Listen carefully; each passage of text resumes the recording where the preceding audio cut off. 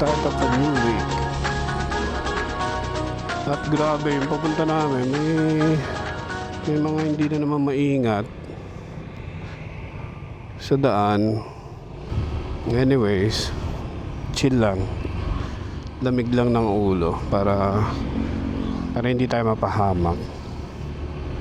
Yun yung ayoko yung kasama ko si misis na angkas ko, tapos may mga ganong incident. So yun, pauwi na ulit tayo Monday morning as usual. Kita nyo naman compared pag linggo, di ba? Yung volume ng sasakyan. Buong araw na yan, ganyan. Tas ganito kainit, kawawa din yung mga babad na nagmumotor. Nung weekend, wala akong ginawa. Nag-ano lang kami sa bahay, stay lang sa bahay. Tas ng Sunday, yun, hatid sundo. Ang init din kasi. Tsaka wala din namang pupuntahan kaya stay na lang sa bahay. Ayan build up na agad nung oras pa lang, di ba? Sabay aalis, tukmul talaga.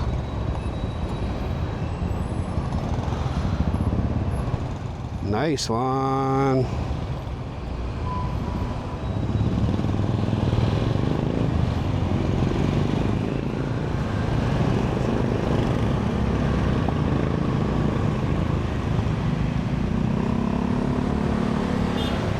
Nagewang na yung gulong ni Papi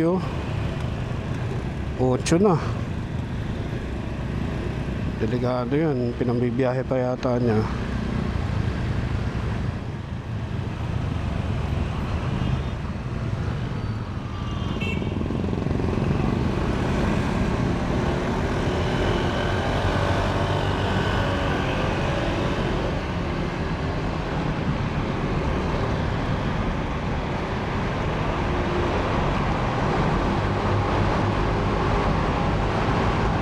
Buti dito walang traffic, hindi kaya last week.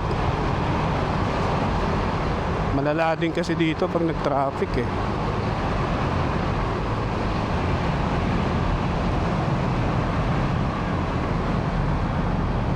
Yeah. Ay, salamat, hindi ganun kalala. Bigla sumusulpot yung mga trek Sa mga intersection dito, lalo pag rush hour, kailangan talaga maingat ka. Kasi ang dami ditong biglang sumusulpot, lalo yung mga tricycle.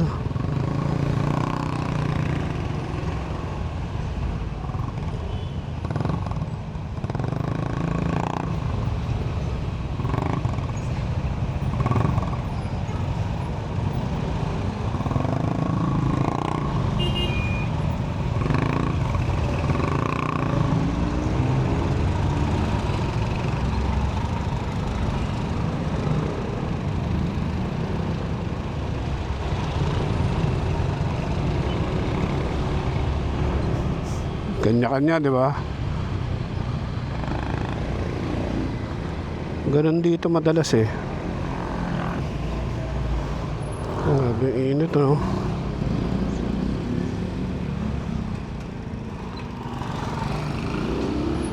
Mga talagang kating-kate umovertake Sige, kahit mga alanganin. Napaminor tuloy yung kasalubong niya. Ay nako, mga ibang rider talaga hindi natin alam bakit kailangan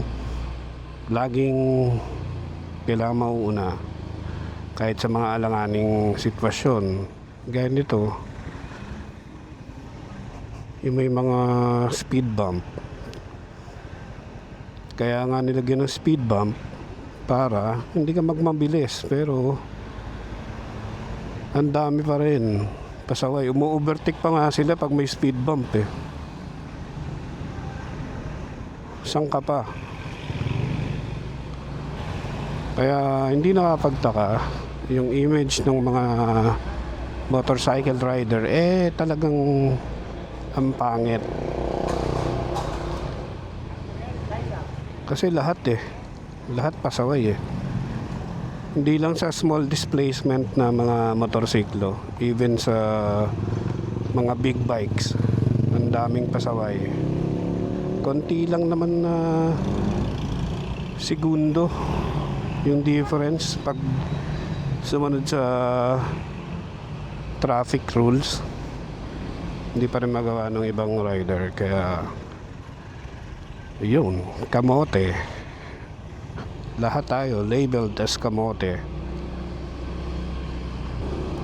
Mas mahalaga pa rin yung makauwi ka ng safe sa bahay niyo, sa pamilya mo.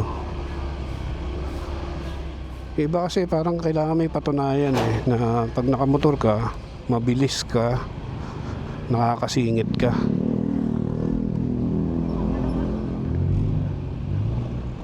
Kailangan laging ganun yung ideology ng iba Naparant na naman tayo.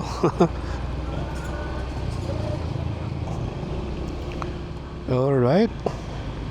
Salamat ulit sa pagsama sa namang episode ng ating morning kwentuhan. So, until my next video,